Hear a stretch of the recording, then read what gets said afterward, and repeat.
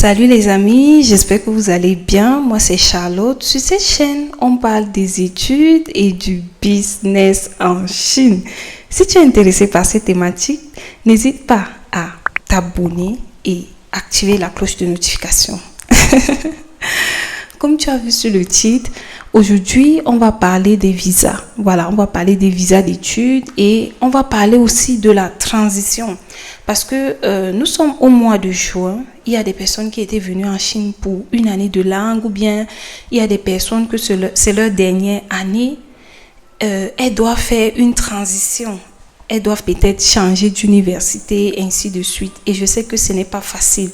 Dans cette vidéo, premièrement, je vais vous parler des visas. Voilà, de certains détails que vous devez comprendre. Ensuite, je vais vous partager mon expérience sur la transition et vous donner des conseils qui vont vous aider tout simplement. Voilà, je vais beaucoup m'adresser à mes mini queens et mini kings qui m'écrivent là. Je vais parler terre à terre. Je vais vous expliquer la procédure. Vous parlez des visas d'une manière vraiment terre à terre. Quand je parle des mini queens et mini kings, c'est qu'il y a des jeunes là de première terminale, des jeunes de 16 ans, 17 ans qui m'écrivent souvent: Queen Shine, je veux venir en Chine, j'ai besoin de telle information.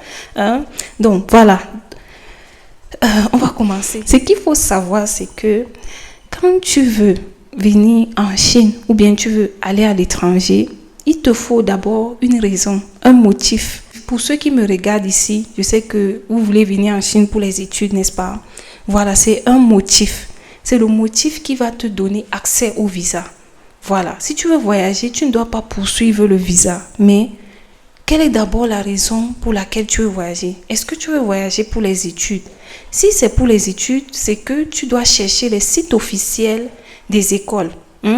Pour le cas de la Chine, tu peux chercher les sites officiels des universités chinoises ou bien te diriger vers l'Institut Confucius de ton pays. Parce que à l'Institut Confucius, on enseigne la langue chinoise. Et là-bas, ce sont des enseignants chinois eux-mêmes, voilà, qui ont été formés ici en Chine. Vous comprenez? Voilà. Ou bien peut-être tu vas aller vers ton ambassade parce qu'il y a les bourses de CSC du type A. Le motif pour vous, ce sont les études. Le motif peut être aussi le travail. Si tu veux travailler en Chine, ça veut dire que tu dois avoir un contrat de travail avec une entreprise chinoise. Et généralement, c'est cette entreprise qui va t'accompagner pour le visa, qui va te donner un permis de travail, tout simplement. Donc, premièrement, on doit retenir quoi? Le motif pour vous, c'est les études. Voilà. Ensuite, tu dois te diriger vers l'Institut Confucius, où tu vas apprendre le chinois, aller vers les universités chinoises, les sites officiels, aller peut-être vers l'ambassade pour le programme de CSC du type A. Ensuite, quand tu vas vers les universités et que tu postules, si ta candidature réussit, tu auras une lettre d'admission. Oui.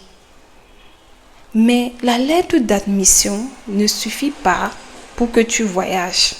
Ça prouve tout simplement que tu as été accepté dans une école. Pour que tu voyages, il y a un document que le gouvernement doit te donner. Ce document, en Chine, on l'appelle le JW. Ça peut être le JW 201 ou bien le JW 202. Pourquoi cette différence? Parce qu'il y a plusieurs types de bourses en Chine. Voilà, il y a des bourses qui vont te donner accès au JW 201, d'autres le JW 202. Vous comprenez? Quand tu as le JW et la lettre d'admission, ça veut dire que tu as les deux documents qu'il te faut pour faire la demande du visa. Tu ne peux pas aller faire la demande du visa seulement avec la lettre d'admission, non. Parce que c'est le JW qui est le document du visa. Vous comprenez les amis? Donc, bref, pour la procédure du visa, c'est autre chose. Je ne vais pas mentionner ça ici. Donc, voilà les procédures. Là, maintenant, on va parler des visas. Quand tu veux venir en Chine pour les études, il te faut le visa X. Il y a, je pense, à peu près 16 types de visas, si je ne me trompe pas, pour venir en Chine. Mais pour les études, tout à l'heure, je vous ai parlé du motif. Voilà. Pour quelqu'un qui va venir travailler, il aura un autre type de visa. Pour quelqu'un qui vient pour le tourisme, il aura un type de visa. Toi, tu viens pour les études, ce qu'il te faut, c'est le visa X. Par exemple, moi, quand je venais pour la première fois en Chine, j'ai eu un visa F. Vous comprenez? Mais quand je revenais pour les études, j'ai eu un visa X. Et il y a le visa X1 et le visa X2. Pourquoi cette différence? Si tu as le visa X1, ça veut dire que tu vas rester plus de 180 jours sur le territoire chinois. Et si tu as le visa X2, ça veut dire que tu vas rester moins de 180 jours sur le territoire chinois. Le visa X1, c'est généralement pour les personnes qui viennent pour une année de langue, pour leur spécialité. Voilà, notamment la licence, le master, le doctorat, parce que c'est plus de 180 jours. Le visa X2, c'est pour des personnes qui viennent souvent pour des programmes à court terme. Les IG un semestre ou bien les Tuanchipan, vous comprenez? Voilà, donc si tu as un visa X1, ça veut dire que tu vas passer beaucoup plus de temps ici. Et si tu as un visa X2, ça veut dire que tu es là probablement pour à peu près 180 jours ou moins. Voilà. Maintenant, ce visa X qu'on te donne là, c'est pas ce visa qui va te permettre de rester ici en Chine. Non. C'est juste un visa qui te donne accès à la Chine. Un visa d'entrée qui sera valide jusqu'à 30 jours ici sur le territoire chinois. Vous comprenez? Quand tu vas arriver, tu vas passer encore par d'autres procédures. Et c'est après cette procédure qu'on va te donner un permis d'études. Oui, un permis d'études, un permis temporaire. Voilà. Parce que quand tu viens pour les études, c'est d'une manière temporaire. Ça peut être une année, 2 ans, 3 ans, 4 ans. Vous comprenez? Voilà, c'est juste un visa d'entrée. Tu as 30 jours pour pouvoir remplir certaines conditions et avoir accès à un permis d'études. Donc, quand tu arrives ici, ça va changer. Ça ne serait plus ce visa-là. Ça va devenir un permis d'études. Maintenant, il y a souvent des personnes qui arrivent en Chine qui disent que je ne savais pas que c'était une admission d'un semestre. À partir de ton visa, tu sauras. Tout à l'heure, je t'ai dit, si tu as le visa X2, ça signifie que tu es là pour moins de 180 jours. Ou bien, il y a des personnes qui disent que je ne savais pas que je devais payer quelque chose. Je pensais que j'avais une bourse. Bref, dans une prochaine vidéo, on va parler de l'admission. Donc, pourquoi je mentionne cela? Parce que quand on te donne 30 jours pour des personnes qui viennent étudier à leur charge, avant qu'on te donne le permis d'études, généralement les écoles te font payer d'abord l'inscription, le logement, tout ce qu'il faut payer là. La visite médicale, l'assurance, tout ça, tu dois passer par tous ces procédures-là, l'enregistrement à la police, avec ton justificatif de logement et tout ça, avant d'avoir le permis d'études. Donc, la dernière étape, c'est le permis d'études, mais il faut d'abord remplir certaines conditions. Vous comprenez, des amis. Donc, c'est important de comprendre cela, parce qu'il y a des personnes qui arrivent ici. Je vous ai dit sur cette chaîne que si vous voulez une bourse complète de langue, allez vous inscrire à l'Institut Confucius, parce que c'est l'Institut Confucius qui donne les bourses complètes de langue, les bourses d'un semestre ou bien d'une année de langue, à travers leur programme de Guoqi Zhongwen Jiaoshi Jiangxueqing, la bourse des enseignants internationaux de chinois. Vous comprenez? Il y a d'autres bourses de langue, les bourses provinciales du président, mais c'est rare et c'est partiel. Je vous explique cela, vous ne voulez pas comprendre. Après, quand vous arrivez ici, vous dites que vous ne savez pas. Donc, si vous voulez une bourse complète de langue, ne venez pas me voir. Allez à l'Institut Confucius. Il y a des enseignants chinois là-bas. Ensuite, si on te recommande, tu auras une bourse complète. Mais si vous comptez sur les bourses provinciales de président, là, c'est souvent partiel. Vous allez payer quelque chose ici. Vous comprenez? Donc, c'est juste une parenthèse. Dans la prochaine vidéo, je vais vous expliquer par rapport à l'admission. Maintenant, on va passer au point 2. Là, je vous ai d'abord parlé du visa X, n'est-ce pas? Et ce visa X va se transformer en permis d'études. Ça peut être un permis d'un semestre pour des personnes qui vont venir pour un semestre. Ça peut être un permis d'un an. Pour ceux qui vont venir pour un an, voilà, ainsi de suite. Maintenant, il faut savoir que le permis d'études aussi, c'est d'abord un permis temporaire. Ensuite, quand tu viens en Chine pour les études, même si tu as eu une admission pour la licence, qui te permet d'étudier pendant 4 ans en Chine, master 3 ans, doctorat 4 ans, ainsi de suite, il faut savoir que le permis d'études qu'on te donne, généralement, c'est un permis d'1 an renouvelable. Voilà, on ne va pas forcément te donner 4 ans dans ton passeport ou bien 3 ans parce que tu viens pour faire 4 ans, 5 ans d'études. Non, généralement, on te donne un permis d'1 an et tu vas aller renouveler chaque année. Maintenant, pour ceux qui viennent pour une année de langue, quand tu viens en septembre pour l'année de langue, on va te donner un permis d'études jusqu'à peut-être le 30 juillet ou bien le 1er juillet, dépendamment des écoles. Vous comprenez? Parce qu'il y a des personnes qui pensent que je vais venir en Chine, il me suffit juste d'avoir le visa. Non, c'est pas comme ça, les amis. Ça ne fonctionne pas comme ça. La Chine, ce n'est pas un pays d'aventure. C'est un pays que ils ont d'abord des lois, tout est organisé. Il faut passer par un processus. Vous comprenez? Voilà, il faut passer par un processus. Et si toi, tu aimes les raccourcis, tu vas venir souffrir ici pour rien. Même si je vous donne des conseils ici, vous allez toujours rencontrer des difficultés. Mais il y a des difficultés que tu rencontres qui sont dues à tes mauvais choix. Parce que vous n'aimez pas faire des recherches. Vous comprenez? Voilà, ce n'est pas des insultes, mais vraiment, il y a des frères que je vous conseille. Depuis que vous êtes au pays, je fais des vidéos ici. Vous venez m'écrire en privé, je vous conseille. Mais comme je ne vous dis pas ce que vous voulez entendre, vous allez utiliser d'autres moyens. Le permis d'études qu'on te donne, généralement, ça a un délai.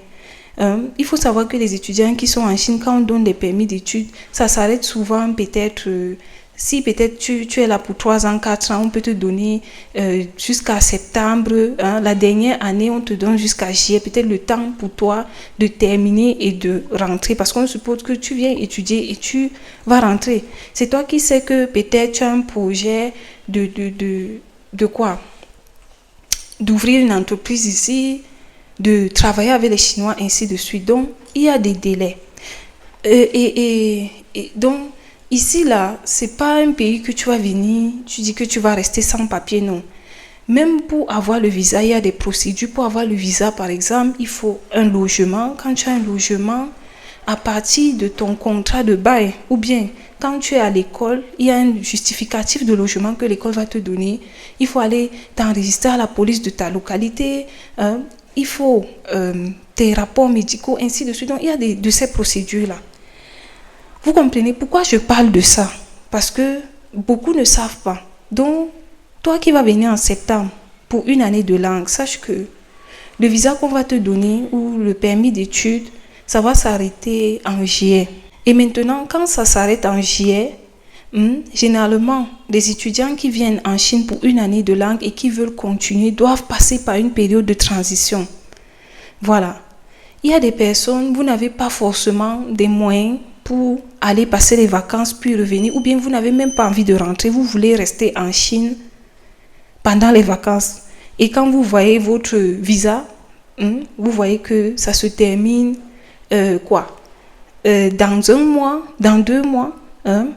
Donc là, je vais vous parler de mon expérience et on va parler donc du visa T. Je m'adresse à ceux qui sont peut-être en Chine. Ou bien, même si vous voulez venir, vous vous préparez psychologiquement. Donc, retenez ça. Ici, on ne reste pas sans papier. Ce n'est pas possible. La police va t'arrêter. Donc, quand tu es en train de terminer ton année de langue, ou bien terminer tes études, peut-être tu vas obtenir ton diplôme et tout, tu vois que ton visa est en train de finir, tu dois faire la demande d'un autre type de visa qu'on appelle le visa T. C'est un visa temporaire. Vous comprenez? Moi, quand je suis venue en Chine, j'ai d'abord fait une année de langue. Quand j'ai terminé, je me rappelle que mon visa devait se terminer le 30 juillet de cette année-là. Et l'école m'avait dit nous a dit en tout cas nous, les personnes qui étaient venues faire la langue, de quitter leur campus au plus tard le 15 juillet. C'était comme ça. Et ce n'était pas négociable. Voilà. Il fallait quitter le campus d'ici le 15 juillet. Et là, il y a d'autres écoles aussi que vous pouvez négocier avec eux. Ils vont te donner un type de visa qu'on appelle ici en Chine visa T. Un visa temporaire de 30 jours qui te permet de rester légalement. Parce que si ton visa expire et tu ne renouvelles pas, tu seras exposé à une amende. Vous comprenez? Donc, évitez des problèmes. Maintenant, dans mon cas, comme mon école en ce moment ne voulait pas qu'on reste et que je ne voulais pas rentrer dans mon pays, j'avais obtenu une lettre d'admission pour continuer le master en cette période. Et là, j'ai demandé à l'école qui m'a donné la lettre d'admission pour le master, est-ce que vous pouvez m'accueillir pendant les vacances? On m'a dit oui, il n'y a pas de problème, tu peux venir. Et c'était dans la même ville. Il y avait juste 1 heure, voilà, de trajet pour quitter de mon école là pour aller de l'autre côté. C'est comme ça que j'ai donc rejoint l'école qui m'a donné l'admission pendant les vacances.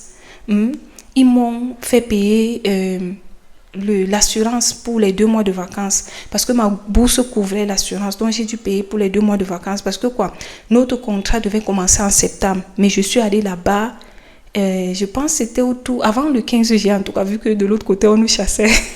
Chasser, c'est trop fort, mais bon, on nous disait de partir d'ici le 15 juillet. Donc, c'est comme ça que j'ai fait les procédures. Je suis restée là-bas pendant les vacances et en septembre, j'ai commencé les cours. Maintenant, quand j'ai terminé le master, je devais aller dans une autre ville pour le doctorat. Là, toujours mon école là, mon ancienne école là, ils m'ont donné des visas T. On m'a donné 3 visas T parce que c'est des visas de 30 jours. Tu es dans une période de transition ou bien tu comptes quitter la Chine, donc on te donne juste 30 jours pour ne pas rester illégalement en Chine. Donc, on m'avait donné 3 visas T parce que la rentrée, c'était le 19 septembre, c'était la période de la pandémie, ce n'était pas évident et tout. Et quand je partais à l'immigration, je partais avec une lettre de l'école, en plus de ma lettre d'admission pour dire que voilà, je vais partir. Donc voilà le motif. J'ai été acceptée dans une autre ville et je vais rejoindre bientôt mon école. C'est comme ça qu'on me donnait les visas T. Donc voilà un peu mon expérience pour des personnes qui sont dans une situation où nous sommes en juin. Voilà, au moment où je tourne la vidéo, c'est le 5 juin 2025 et je sais que vos écoles commencent déjà à vous écrire pour vous dire que vous allez partir telle date et ainsi de suite, vous stressez. Voilà.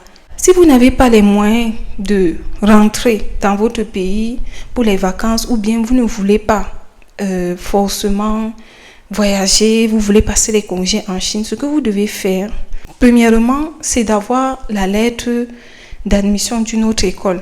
Parce que si tu n'as pas la lettre d'admission, quelque chose qui prouve que tu vas rester pour les études, pourquoi on va te donner le visa? Ça ne fonctionne pas comme ça. Ici en Chine, tu ne vas pas te lever, aller raconter des histoires banales, on te donne le permis pour rester. Non, il faut un motif. Donc, premièrement, il faut que vous ayez une lettre d'admission. Vous comprenez? Quand tu as la lettre d'admission, tu communiques avec ton école actuelle. Tu demandes si on peut te donner le visa T. Voilà, pour pouvoir rester légalement sur le territoire chinois pendant les vacances. Si on te dit que c'est pas possible, parce que oui, il y a des écoles qui ne donnent pas les visas T. Ce que tu vas faire, c'est communiquer avec l'école qui t'a accepté. Oui. Tu les demandes, est-ce que je peux rejoindre votre université pendant les vacances-ci? Il y a des écoles qui vont accepter. Ou bien souvent, quand tu insistes, même les 2 écoles communiquent entre eux. Ils vont communiquer et s'entendre. Je me rappelle, moi, par exemple, quand je devais faire ma transition, il y a ma copine que ces 2 écoles communiquaient pour lui trouver une solution pour les vacances. Vous comprenez? Voilà pourquoi vous devez être dans la transparence, souvent avec les Chinois. Moi, par exemple, quand je fais mes trucs avec les Chinois, je ne mets pas de mensonges. Et vous voyez sur cette chaîne, je vous encourage à être dans la transparence. voilà, à monter des dossiers qui sont cohérents, d'être clair avec votre parcours. Parce que ce sont des personnes que, quand tu es cohérent et que tu es vrai, en tout cas pour ma part, mon expérience, je vois que les choses se passent bien. Donc, les deux écoles communiquaient entre eux et on a trouvé une solution, par exemple, pour ma copine. Et maintenant, pour réussir ta transition, il faut déjà avoir une lettre d'admission. Pour ceux qui ont postulé et qui n'ont pas peut-être de résultats jusqu'à présent, peut-être vous pouvez voir si vous allez encore chercher une année de langue. N'attendez pas à la fin du mois de juin parce que le JW prend du temps pour sortir. Parce que souvent, à la fin du mois de juin, vous pouvez aller vers les écoles pour faire la demande d'admission pour la langue. On va vous dire que non, c'est pas possible, ainsi de suite, à cause du document du visa. Parce que l'admission, oui, elle peut vous donner, mais le JW, c'est le gouvernement qui donne. Vous comprenez? Voilà. Donc, il y a la communication. Vous devez communiquer avec les deux écoles. Vous devez essayer de voir, est-ce que mon école actuelle va me donner le visa T ou bien je vais devoir rejoindre l'autre école, ainsi de suite. Ils savent tout ça. Nous, les anciens, on est passé par là. Ils savent, chaque année, les étudiants ont les mêmes problèmes. C'est à vous d'ouvrir la bouche et d'exprimer votre besoin. Vous comprenez? Voilà. Et pour réussir ta transition, encore, un dernier point, qu'est-ce qu'il faut? L'argent. Il y a des gens ici en Chine, vous vivez, vous aimez dépenser inutilement, les taobao, les pintoto, d'autres vous êtes en boîte, vous dépensez inutilement. Alors que quand tu as souvent les vrais problèmes, ton ami aussi a les problèmes. Il ne peut pas forcément t'aider. Donc, sachez que pendant les vacances, vous pouvez avoir besoin d'argent. Pourquoi? Parce que tu peux communiquer avec les deux écoles. L'autre école te dit de partir, on te donne une date. L'autre école qui va t'accueillir te dit non, nous, on n'accueille pas les étudiants pendant les étrangers. Qu'est-ce que tu vas faire? Tu ne peux pas rester ici illégalement. Donc, tu vas devoir rentrer d'abord, ensuite revenir. Autre aspect aussi, autre point. L'école peut accepter de te donner le visa T, mais ils vont te dire que tu quittes le campus. Si tu dois quitter le campus, ça veut dire que tu dois aller dans un hôtel ou bien louer un logement pour un court séjour, ainsi de suite. Il te faut de l'argent. Parfois, tu vas aller dans une autre ville, il faut encore payer le ticket. Il y a encore les formalités. Si tu fais la transition, si tu quittes d'une école à une autre, tu vas encore recommencer avec les formalités. Tu vas faire la visite médicale pour des personnes qui ont peut-être des bourses partielles. Tu vas aller payer peut-être... on va parler de quoi là? De l'assurance, ce genre de choses. Donc, économiser, c'est important. Bon, les amis, voici les détails que je voulais partager avec vous. Sur cette chaîne, on parle des études en Chine, du système éducatif chinois, du mandarin. Et étant donné que ces études sont à l'étranger, il est important que vous compreniez aussi l'aspect administratif. Parce qu'il ne faut pas que vous veniez ici, vous vous retrouvez dans la frustration, vous êtes perdu, tout ça. Donc, aujourd'hui, je vous ai parlé des visas X1, le JW, visa T. Qu'est-ce que c'est? Allez-y approfondir, allez-y faire des recherches pour comprendre. Parce que quand vous décidez de voyager, sachez qu'il y a une vie. Après que tu aies obtenu ton visa, là, il y a une vie ici. Et si toi, tu es seulement focalisé sur le voyage et non ton projet, tu risques d'être frustré, tout simplement. Voilà. Il y a beaucoup de personnes, c'est quand elles viennent ici qu'elles se rendent compte que Queenie Shine nous parlait d'apprendre le mandarin, on a négligé, elle insistait sur les certificats, je suis bloquée. Je vous ai dit ici que pour postuler, il faut les certificats de langue. Je ne parle pas si tu veux apprendre la langue. Quand tu viens apprendre la langue en Chine, on te donne un certificat, pas un diplôme. Donc, tu peux venir apprendre la langue sans certificat si tu veux payer à tes propres frais. Ou bien tu veux une bourse partielle. Si tu veux une bourse complète de langue, tu dois aller vers l'Institut Confucius. Maintenant, il y a des personnes qui viennent ici. Après, elles veulent repostuler, elles sont bloquées à cause du certificat. Oh, je vous ai dit qu'il faut le certificat. Mais quand on vous brandit l'admission de la langue sans certificat, elle nous parlait du certificat, moi j'ai obtenu, mais quand vous arrivez ici, vous vous rendez compte des réalités. Vraiment, faites les recherches. Et je sais ce que je vous raconte ici. Je comprends quand même les réalités de la Chine. Je comprends quand même le système éducatif chinois. Et les conseils que je vous partage là, j'avais une personne pour me donner ces conseils avant, c'est que je pense que j'allais quand même vite avancer. Vous avez la chance que je prends le temps de vous expliquer certains détails. Donc, les certificats de langue, c'est important.